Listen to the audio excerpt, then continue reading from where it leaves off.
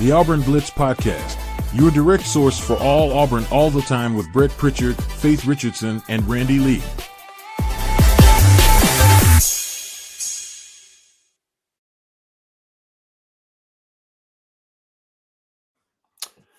What's up, everybody? Welcome into the Auburn Blitz Podcast here on a Friday morning. We are glad that you've joined us wherever and whenever it is that you join us each and every day and make an Auburn Blitz part of your daily Auburn athletic intake. Brett and Faith here with you on a Friday morning, leading into another home football game for Auburn tomorrow night, 6:45, Missouri. Same song, different verse. Maybe not. I don't know. We just keep holding out hope. Keep having the rug pulled out from under us. So we'll talk about this game. It's here. Faith, good morning. Good to see you.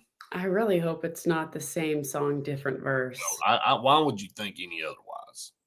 Like, that's kind of where I'm at. I've got to be on another show at 10:30 in Tuscaloosa. It's always fun right now being on a show in Tuscaloosa when Auburn plays like – you know what, but Gary's great at Tide 100, and we'll talk about why Auburn didn't get it done again last week. And it's just cyclical. I think that's kind of where we are right now, is that we sit here every week and we break down these matchups and we talk about why Auburn should have an advantage here and what they should do. And I'm going to take another angle this morning.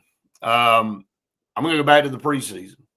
And we're going to look at why we said Auburn's going to be 8-4, 9-3, which they're not going to be anymore. But why we all thought that. And when we looked at this schedule, this game here, Faith, was that a check mark in the win column for Auburn in the preseason? It was. How do we feel about 24 hours out, a little bit more than 24 hours out from this game now? Do we feel the same way? I don't. And why don't we feel that way? I guess it's the question. It's because we have a sample now of what this team does in big games. Now, I will say this. We're going to dive into Missouri because we haven't really done that this week.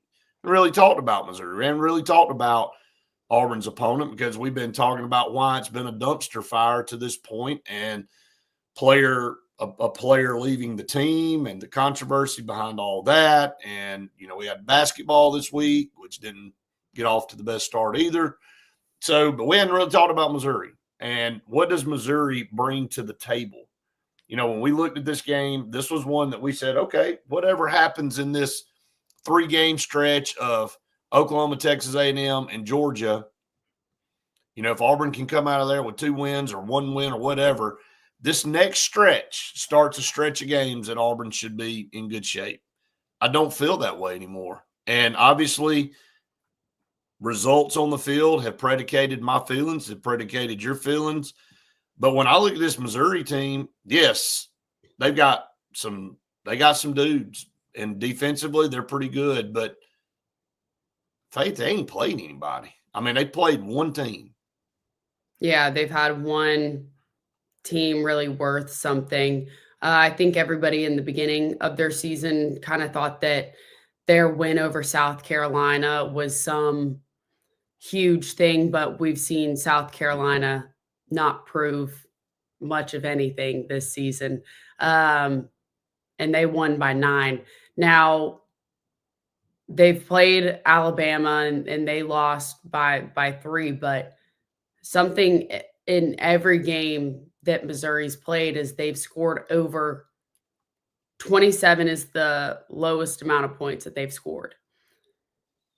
They put up offensive numbers, and, they've got the best running back in the league for sure, maybe in the country, in Ahmad Harvey. But I look at a Central Arkansas game, a Kansas team, a Louisiana team, like you said, South Carolina, who has done nothing, who's another disappointment. You talk about a fan base that feels our pain. They show up every year and get nothing. Every once in a while we'll have a heater.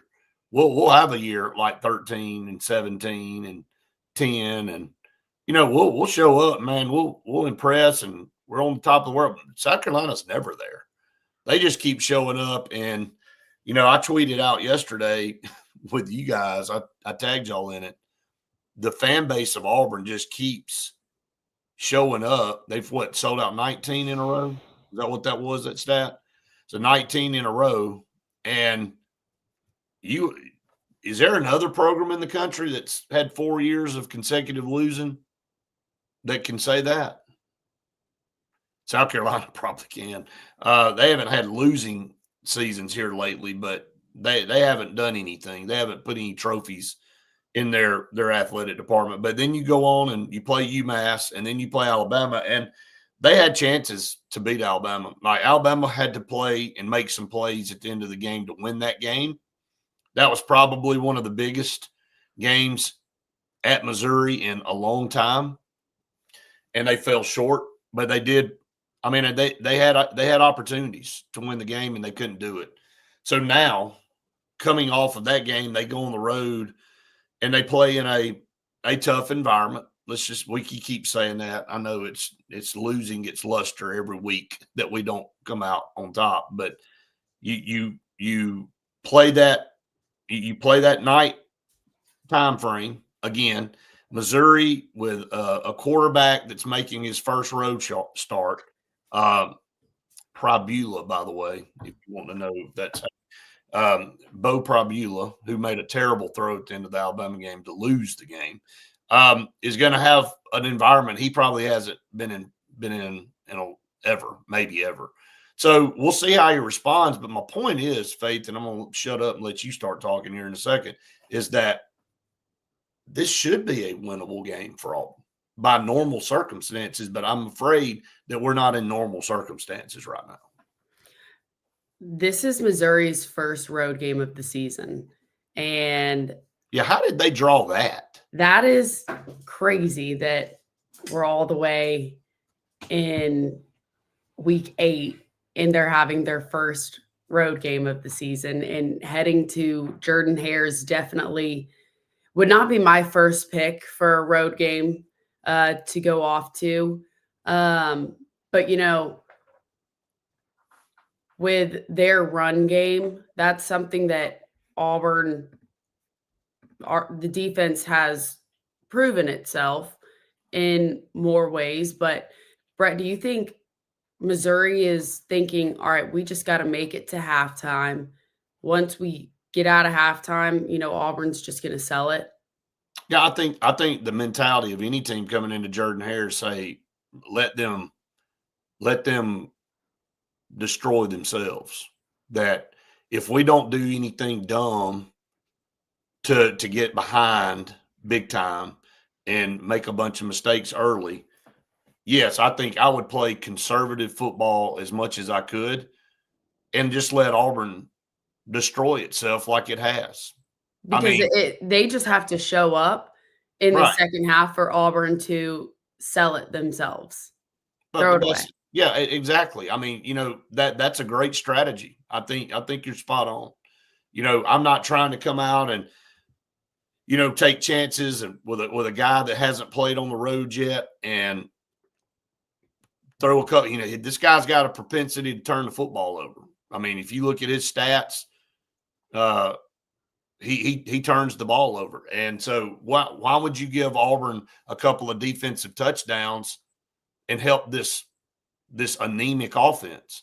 So if you're Missouri, you're gonna play it close to the best, and then you're going to, hey, look, get in the second half, like you said, and look at kind of what Auburn has done. Obviously, Auburn can't make adjustments.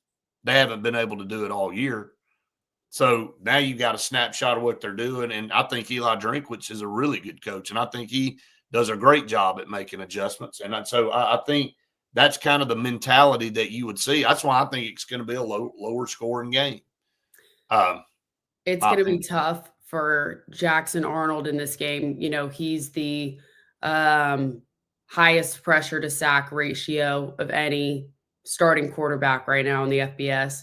And Missouri's defensive end, Damon Wilson, he ranks first in SEC for total pressures generated, and Zion Young ranks second. And that's going to be tough on Jackson Arnold for him to have to keep getting up over and over again. I hate to say this for Jackson Arnold, and what you just said is spot on. Those two guys wreak havoc against everybody. But as long as the way Jackson Arnold holds the football, a Pee Wee League defensive end will have time to get back there to get pressure. So when you take an elite defensive end like this one, you dang right he's going to bring pressure and going to have some issues. And Auburn's, I think, cleaned it up a little bit on the offensive line over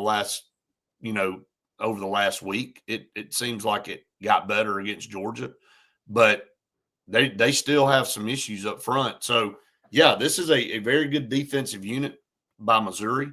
Like I said, they lost to Alabama, but Alabama had to make some throws. Ty Simpson had to make a fourth down throw. If they don't get that, then Missouri's whole, they went on down to score a touchdown. That's the difference in the football game. There's a chance Alabama loses that game 24 to 20 if they don't make a throw and go on to score a touchdown down there. So they did their part. So they forced a very good Alabama team to make some plays. Here's the whole issue, Faith, the common denominator of everything we've talked about. Can Auburn muster up enough points to beat anybody? I mean, so far they can't score at any level to beat anybody. So what makes you think they're gonna score 24, 28 points in this game and have a legit chance to win? Well, yeah, I mean that was my point of Yep. Haven't been able to prove themselves on the offensive side this entire season. And with how well Missouri's defense has shown to be, is Auburn going to be able to make anything happen? We haven't seen it yet. And it's ironic we're playing Missouri, so show me that you can kind of turn it around. Freeze had some comments after practice yesterday. He said that he's looked at the film, he's talked with some of his coaching friends, and said it's crazy that some of them have told him, said, man, just watching the games, it's amazing that y'all haven't won some of these games. And in the post-game presser, he said, we find ways not to win football games here at Auburn. And then he went on to say that they're doing more things in practice. And we saw this Tuesday. They were practicing 4th and 1 all over the field. 4th and 1, 4th and 2, different play calls. He said that they play tight in crucial situations. He said that they would dial up a play earlier in the game that would be there and the execution would be there. But when there was something like a 4th down, a possession play or something like that, they had to have that play again that the team doesn't execute. They throw, Jackson Arnold throws the ball in the ground or he overthrows him or you get sacked, you get a penalty, something. I mean, why do you – and so he said they've been practicing more, putting the team in, tough situations that, so they can fix some of these L's. Well, where does that come from? If your team plays tight, and then he said, yeah, so they can play more loose. If they feel better about themselves in practice, they can play more loose in the game. I don't even. I mean, don't you do that anyway? In that a culture? In that how you develop your team is like the team is a reflection of the coaching staff. I remember years ago talking about a particular baseball coach. And every time his team got in a big time situation, they clammed up or they got tight, and you could tell they didn't play with the same. They just were a different personality when things got tough, and so he's making a good point. But why does the team not execute in crucial situations? The question nobody has an answer to. Well, I kind of have one. It's the coaching staff. I mean, if they're making that, if you're making that throw on 1st down and 10, at the 45-yard line and you make that throw and you got to have that throw. Let's go back to the little pass on 4th and 1, that to the tight end to Preston Howard. I think that's kind of what he was alluding to. He's like, we make that throw 99% of the time. That's an easy pass. It's a rollout. And 4th and 1, you got to get a first down to keep the drive going. And it looks like it looks completely dysfunctional. So why do you do that? Well, it's got to be how your coaching staff puts you in those situations, and you feel the pressure from them, and of course you feel the pressure of the moment. But the reason you don't perform well and execute well when things are on the line is because of the whole picture. It's everything involved in the coaching staff. So kind of when he was saying that yesterday, kind of to me was talking about himself. He's kind of what I got out of it. Yeah. Because it's their job, Faith, to get the team ready to do that. But if they keep saying that and he keeps saying, oh, it's the coaching, oh, it's this and that, when are you going to do something about it to set your guys up for success? Seriously. And are we still talking about that after? Why are we talking about it and not doing it? Yeah. Like you said, going into week 8, you're talking about, execution in crucial situations and, doing things in practice to make your team feel more at ease when you have those particular situations in the game. I don't know. Let's talk about some of these. Let's get some of these comments real quick. Justin, Prabula had a couple bad turnovers against Alabama, and it definitely cost them. Tubb said these rough patches have perks. My friend just gave me 2 tickets because he's done with it. So, look, unfortunately, we both have heard this week, haven't we, from different people? Yep. People not coming this weekend. And now I know it's a sellout, but, it's kind of ironic that you're starting to see the cracks that people go, well, I'm probably just going to stay home this week. Because for whatever reason, but you start hearing these excuses, whereas if you were having a good season, you definitely wouldn't hear that. Tony said, would not be surprised to see a score like 13-10 with Auburn getting back on track. What would you feel like if Auburn wins the game 13-10, Faith? Will that make you feel any different about the season? No, that means you can't score points.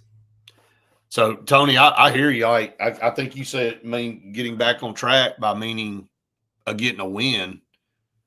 But 13-10, yeah, and I'll take 2-0 at this point, not to have to deal with a loss. But a 13-10 win tells me we still have the same problems we've been having. We just maybe figured out a way to make one play, or Missouri made a mistake and gave us an opportunity to win. But if you're scoring 13 points, you ain't beating many people. MS said roll the pocket with a mad face. We see the pocket roll in the the hurry up no huddle drill, and it seems to be better. But I will say this: it didn't look as good this past week as we've seen that drill. That drill was it lacked a little bit to be desired, to be honest. So yeah. Tony said I also wouldn't be surprised to see about 18 total sacks in this game, 9 for each team. I think so. I think we can make that our tie prediction or tie. Yeah, we can make that. Yeah, sure. We'll make the get your predictions in if anybody still cares. We still have a lot of great things to give away. So, yeah, the winner of last week was James Speak. So James Speak. Okay. Kyle was close. He was whoever got to 21 first, and the score was 20-10. So how about that? So so the tiebreaker will be total sacks for both teams. So get your prediction in. here on this Friday, get it rolling in. We'll be on the road today at Lake Martin Pizza, so make sure you tune us in at lunch. We'll be at the Highway 63 location in Alex City, so make sure you come up and check us out. And look, I've told everybody we pushed it out. The first 5 people that come up to us at Lake Martin Pizza today will buy your lunch. I mean, how much? Who else out there in podcast world is buying people's lunches? I mean, I'm sitting here telling you we're giving you a lunch. So if you want to come see us, come hang out with us. We'd love to see you at Lake Martin Pizza today at noon. So come check us out. Faith, let's talk about some of our partners here on the program. Can do it without them. For air that's cool and clean this fall during dollar days, call Sensagreen for major discounts on HVAC repairs and installs, plus installation with Professor Greenbacks. Get HVAC smart at sensagreen.com through Thanksgiving with up to $100 off HVAC repairs, $500 off installation work, and $1,500 off a new HVAC system. Sensagreen with Carrier, turn to the experts. How cool are these coupons? A little cool outside this morning. Feeling fallish out there for a football Friday night. Scout Program Management, a full program management company taking you from the pre-construction phase to the finished product. Man, those guys do great work. Boy, they hold people accountable. They come in there and do the things that a lot of people don't want to do and the things that you don't know how to do. And that's why you hire them. So you have a big budget and you have a project that you got coming up that it's a once in a lifetime project, a once in a 50 to 75 year project. You want somebody leading that project that knows what the heck they're doing. Scout Program Management will do that for you. Call on them. They are in Birmingham, but they serve the Southeast. They've got like 5 massive projects going on in the state of Alabama alone right now. One right here in Alexander City that they've been heading up for over 2 years. So check them out. You need to take a hard look at them. I'm telling you, they will get it done for you. Bunkers in downtown Auburn. If you're not going to the game, you can go to Bunkers, 2 bars. So if you need to drink some sorrows away, seriously, go over to Bunkers. Tonight, they're definitely going to be having some live music, some great happy hour deals tomorrow. Head over to Bunkers in downtown Auburn, 50 parking spaces downtown. Can't beat it. I mean, just a great place to go. Yeah, not Ubering any pizza. John, I don't count. Justin said Auburn 24, Missouri 21, 6 total sacks. Love it. I'd feel real good about that. I'd be happy with that. Yeah, I would definitely be happy with that. Again, I'd be happy with 2-0 at this point. But 24-21 means you actually got to go do something. And you actually got to perform offensively. And that's what we have not been able to do to this point. But I want to go back and look at these stats. Prabula has thrown for 1,365 yards. He's thrown 5 picks. He's thrown 11 touchdowns, but he's thrown 5 picks. He can turn the football over. They do like to run the football. Harvey with 782 yards rushing with 9 touchdowns on 115 carries. But, you know, you look at Jeremiah Cobb. Jeremiah Cobb has carried the ball 45 less times than Ahmad Harvey, and only about 300 yards separate them. So imagine if Jeremiah Cobb had 40 plus more carries and was up in the 100, 110 carry range, where would his numbers be? You know, he went an entire half at Texas A&M, had 2 carries. I mean, so he's got 453 yards rushing. That's pretty good on 70 carries and 4 touchdowns. So, again, utilization of the guys on this team that can give you good opportunities to win just isn't there. I mean, Cam Coleman, he's had 24 catches on the season. And you look at the other Coleman for Missouri, he's got 40 catches. Cam Coleman's got 24. He's supposed to be one of the best receivers in the country. I mean, how do you not target that guy 10 times a game? He is a game changer. It was kind of odd, Faith, to kind of flip over and talk about Missouri, Alabama last week. Ryan Williams, I don't think ever got targeted in the game one time. Like one time, never even had a ball thrown in his direction, which was kind of odd because that's all you heard too going into the season was Ryan Williams. Obviously they're being able to get it done without him, but we need to use Cam Coleman. I mean, Cam Coleman needs to be a guy that you ought to be trying to figure out unique ways to get the ball in his hands because he's a game changer. But so far, 24 catches. You've got Cam Coleman, Malcolm Simmons, Eric Singleton, all those guys that you would expect to see have a high number of catches and high number of yards. And it's just disappointing when there's nothing. Yeah. It took up until the third game for Cam to have his first touchdown of the season? Yes. Against South Alabama? Yes. So Bob said 24-21 Auburn with 4 sacks. So just like Price is Right. Which one's going to outbid the other here? You'll have the one that overbid. So Justin with 6 sacks, Bob with 4 sacks. So that's all that separates them right now. Total sacks is 4. Yeah, total sacks 4. I'd be happier. Yeah, I mean, I'd like for us to get more sacks and maybe us have less from Missouri, but hey, 4 sacks means both offensive lines playing pretty good.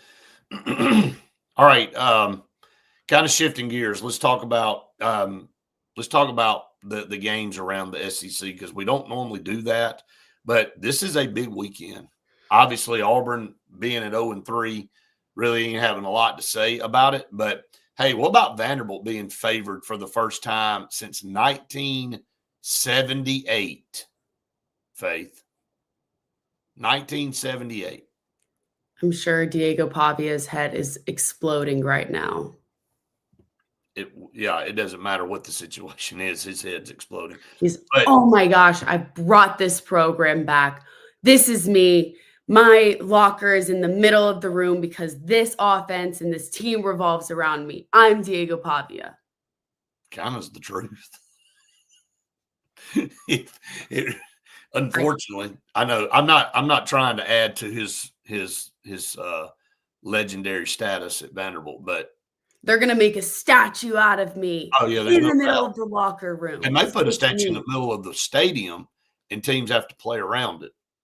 That may be maybe an obstacle. They may try to see if they can get that approved. Just stick Diego Pavia right in the middle of the V in the middle of the field. Oklahoma travels over to South Carolina. As bad as Oklahoma's offense is right now, that would be a game I could see South Carolina actually rise up and win. Oklahoma's a 5.5-point favorite. Now they're good defensively, but Lenore Sellers has got something in him that he can just have a night. So, and that's an interesting football game. Oklahoma's ranked 14th. They got a lot of cracks in armor. I mean, Auburn should have won the game. Texas. If they lose to South Carolina, Auburn should be. Well, if they lose to South Carolina, Brent Venables immediately is right back in the crosshairs of we got to get this guy out of here. I'm just telling you. They just lost to Texas. And Faith, you and I were at Oklahoma. Even at the Auburn game, all they were doing was horns down. Like you would think, I guess they just do this year round around here. Yeah, I was confused. I was like, is this all y'all do? I saw something. Hasn't he only won one or 2 SEC games? Well, he only won 2 last year. Yeah. So I mean, no, his record's not very good. So or it was something against ranked opponents in the SEC. Something I saw about that since joining. It was like only one. That's probably right. He hasn't had very many big wins at Oklahoma. Yeah. He hasn't. Here's the team that everybody kind of poked fun at not getting things done. And here they are, number 4 in the country. Texas A&M, 6-0. Marcel Reed is kind of up and down as a quarterback, but he seems to get it done when he needs to get it done. And their defense is salty, man. Their defense is tough. They don't give up many points. They're very, very stingy.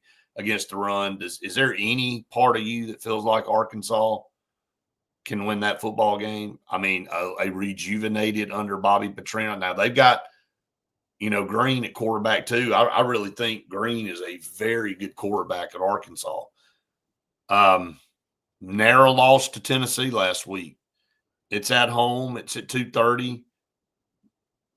It'll definitely be a more interesting game than it would have been a few weeks ago. If Sam Pittman were there. It would be we wouldn't be having this conversation at all, but we'd have just skipped the game, not even talked about it.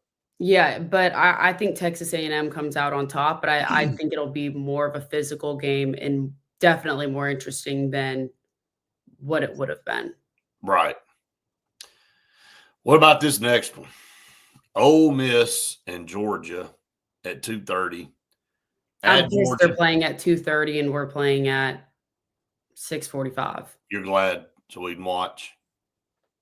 I mean, I think Auburn and that game should be flipped. Yeah. The time-wise. Yeah. But I am excited to be able to watch that game. I hope Ole Miss puts a beating on them.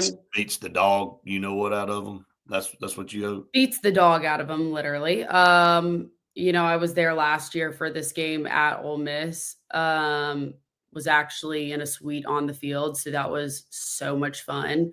We rushed the field early. I was a part of that. I was just trying to run for my life so that the people in the student section weren't jumping on top of us. So you almost got trampled at Ole Miss, and then you almost got trampled at Auburn for the Texas A&M game. Yes, but okay. I'm interested to see how well Ole Miss continues their offensive play, because it took a step back last week against Washington State, but you cannot base that game on what they're going to do in this one. No, and Trinidad Chambliss is better than I think a lot of us expected. So I agree with that. Hey, and the thing about Georgia is, man, their offense still just it ain't very exciting. Look, that's coming from a guy that covers a team that's 3-3 and maybe has the worst offense in the league. I'm just saying that when you look over at Georgia, they're not the best Georgia team that you've seen the past couple of years. So this is if Auburn or if Ole Miss was able to sneak something away last year. But I look at this schedule for Georgia. They get past Ole Miss. They got Florida. They'll beat Florida. They got Mississippi State. They'll beat Mississippi State. Then they got Texas at Georgia. They'll beat them there. Then they play Charlotte, and then they play Georgia. Georgia Tech's the toughest team they got left on the schedule. Georgia Tech 6-0 and number 12. They got to go to Tech. That's a tough game. Hey, Georgia should have lost that game last year. Yeah. I mean, just frankly, to be honest. But I don't know. That'll be a big one. Mississippi State goes to Florida. Florida is a 9.5-point favorite. If Florida loses to Mississippi State, I think Napier's gone. Can Mississippi State go to the Swamp and pull an upset at 3:15? Did they just create that time slot? That's how bad I was going to say, what? They just said, we ain't got anywhere to put this game. Just stick it at 3:15. I figured they'd do the same with Auburn, Missouri. But Missouri's actually decent, so they garnered some weight. Mississippi State and Florida, their own two fan bases struggle to watch that one. Texas and Kentucky, another. Texas headed up to the Bluegrass State. Texas is a 13.5-point favorite. I think Texas wins the game, and probably wins it pretty easily. And now here we go. The third Saturday in October, Tennessee at Alabama. Both are 5-1. Alabama's an 8.5-point favorite. Can Tennessee roll into Tuscaloosa and knock off Alabama? Is the question. It'll be an interesting game. We won't be able to watch it. Well, I guess you will, but. Well, yeah. I'll just be quiet. Yeah. Both teams 5-1. So, yeah, I mean, this has been a much more interesting rivalry the last 4 years than it had been the previous 15. I can tell Yeah. you that. So, let's see what some of the comments are coming in. We're getting to those. Sorry, guys. Tubb said this is karma for Auburn fans jumping on Bama after FSU win. Not really. Isn't that what Auburn fans do when Alabama loses? Isn't that what Alabama fans do when Auburn loses? I mean, it's called a rivalry. I don't know if that's karma or not. I guess it could be in somebody's book. Tubb said, I say we bring back up golf course rumblings, let Hugh off the hook after the Baylor game. Okay. Yeah, Palmer said, I'm never going to skip a chance to jump on Bama. If this is karma, Auburn's been bad for 5 years, so what does it matter? Yeah, Justin said, karma is Alabama deserves 30 years of bad karma. I agree with that. Warrigal to you, Jonathan. You continue to stay in the fight with the positivity. We appreciate it. We need some positive light around these parts for sure. So, all right. Everyone give me your score predictions for this weekend, the tiebreakers, total sacks of the game. So make sure you keep those rolling in because I don't want there to just be a little bit. No. And James Speak, DM us. Hey, and you can get your predictions in at lunch today. We're going to be at Lake Martin Pizza, so make sure you check that out. Come see us. First 5 get their lunch paid for. I already had somebody tell me they were coming for sure. They were like, man, I heard y'all yesterday. I'm coming. So that's great. Come on, hang out with us. I mean, might as well get some good lunch. And Lake Martin Pizza is awesome. An awesome place to go. All right, before we get to the final part of what we want to talk about today, some more of our partners here on the program. Hey, I know it's been a long time, and there were some things that they had to get through, but Old Number One Customs doing their final punch list today. The final thing that I told you that I wanted finished before I showed you guys the video and the pictures that will be done today. It is a phenomenal project that they just completed. We're so happy with it. So if you need a bathroom, a bedroom, a kitchen, an outdoor living space, they're the ones to turn to. And look, you want somebody to come in and be methodical. You want somebody to come in and see every little thing and make sure it's done perfectly. That's what you're paying for. So check out Old Number One Customs on Instagram. Look at all their great stuff that they've done, and we're going to have some stuff I promise to show you soon. JFA Blue Plumbing, go ahead and get that Home Atlas water filter duo for just $15.99. Purified water and filtered water is so important for your internal and external health, no matter what, your family, you, whatever. So go ahead and call on them at 844-JFA Blue. Oliver Ross, if you want somebody to be bartending your tailgate, be bougie, go ahead and call on Oliver Ross. They are certified licensed bartenders. Weddings, sorority and fraternity date parties, work conventions, anything. 20 people up to 20,000. Who do you know that knows 20,000 people? Get them in a room. Oliver Ross will be the bartending service for you. So call on them. They're getting busy, and make sure that you get them for all your events.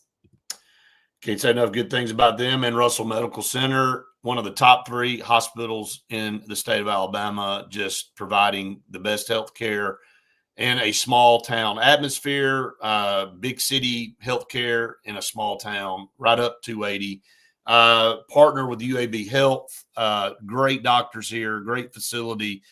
And again, could you be partnered with a stronger medical institution in the world than UAB Medicine? So check out Russell Medical Center in Alexander City, voted one of the top 3 best hospitals in the state of Alabama. Okay, so why should Auburn win this game? So let's say why. PJ just said Auburn 27-24, need a tiebreaker of sacks, PJ, for you to be eligible. Tubb said pass protection for running back concerns me. They have good pass rush and blitz. They do, Tubbs. And I saw in that Alabama game where Alabama struggled from their running back positions. Jam Miller missed a couple, and Ty Simpson got his head rattled a couple times. One time it was really bad. He got hit really hard. So yeah, I mean, that's going to be a challenge for Jeremiah Cobb or maybe Omar Mapson if he's in there. What are we going to see out of that? Head said, so has Hugh Freeze not put the offense in pressure situations in practice before? Or did he tell Durkin to pull back due to J.A. confidence? He did it earlier in the season. Told him that quote's going to haunt him. Ed, you bring it up quite a bit. That one stood out to me too when that was said after that scrimmage. I've asked DJ to hold back a little bit. We need to build Jackson's confidence up. Yep. And hadn't aged well, has it? All right. Bob said the first team to 24 wins. You got to do better than that, Bob. Got to get a prediction. That one don't count. All right. So anyway, why should Auburn win this football game, Faith? I'm going to ask you first. Again, the preseason predictions, when we were saying Auburn was going to get to 8 or 9 wins, this was one of the ones we said that's a win. Going to be a good football game. Missouri will have a good team. That's a win. We don't feel that way anymore. But why should Auburn win this game? Home field advantage. Home field advantage. Can it come through can it rear its head again? The lore of Jordan-Hare come through for Auburn against a guy that has a tendency to turn the ball over in Prabula. Can that atmosphere? Can Auburn's 12th man distill? Oh, don't even start with me. No, but seriously, can we get Oklahoma? I mean, you just threw me all off from Texas A&M, now Oklahoma. Can we get Missouri? Dallas's airport. But anyway, go ahead. Can we get Missouri to start behind the chains and get them starting behind to get Auburn some confidence? Right. And we don't need to see it from the defense necessarily because we have seen that. But can that be something that slows Missouri down? That's going to be – I think you made some good points right there. First of all, can Jordan-Hare Stadium be the difference? And can Auburn force them to get behind the chains? Can that environment force them to have some mental errors, some false starts, to get Prabula in some tough situations? Yes, it is Missouri's first real road game. I mean, really, it's the first road game. Yeah, not real one. Yeah. First one. Have they really been at home? I know I looked at that just a minute ago and you said it, but have they been at home the whole time? Yeah. That is crazy, man. That is just wild. Well, Auburn started off the year with 4 straight home games last year. Remember, they didn't start off with 5. They start off with 5 last year? 5 straight home games. So I guess.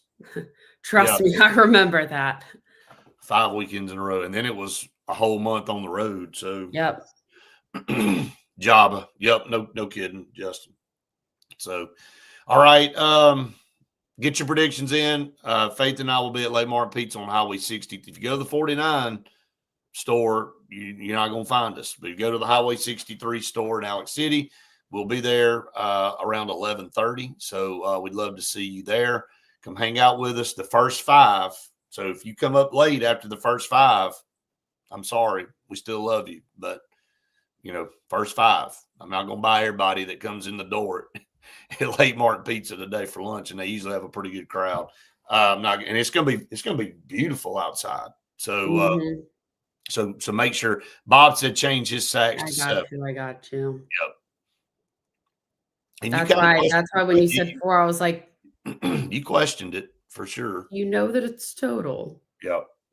Yeah, he's changed. You still have time to change, Bob. I got you. All right, and then we have a big football game tonight. It's homecoming for the Wildcats. So we'll be back with the Wildcat Football Network tonight. It's homecoming, so it should be packed. I've already had a lot of texts from former players like former Auburn Tiger Eric Brock's coming up. He'll be there. should be a lot of former big-time players back at Benjamin Russell tonight for this homecoming game against Pelham. If Benjamin Russell wins, they win the region. So there'll be a celebration after that game if they get the win and continue to play the way they're playing. So if you're looking for some place to go tonight, you don't have a dog in the fight, want to see a good high school football game, you need to come to Alex City, check out the Benjamin Russell Wild. Tons of talent all over the field. No question. And they actually utilize their talent. They actually throw the ball to the 3 or 4 top receivers. Great quarterback in Kingston for years. They actually let Kingston throw it around, and it's fun to watch. So, all right, everybody, we appreciate it so much. Appreciate all of you that have subscribed to our YouTube channel out there. If you haven't done that, please go do that. Hit the like button. That's helping us out tremendously as well. Faith, you have anything else to add here on this Friday morning?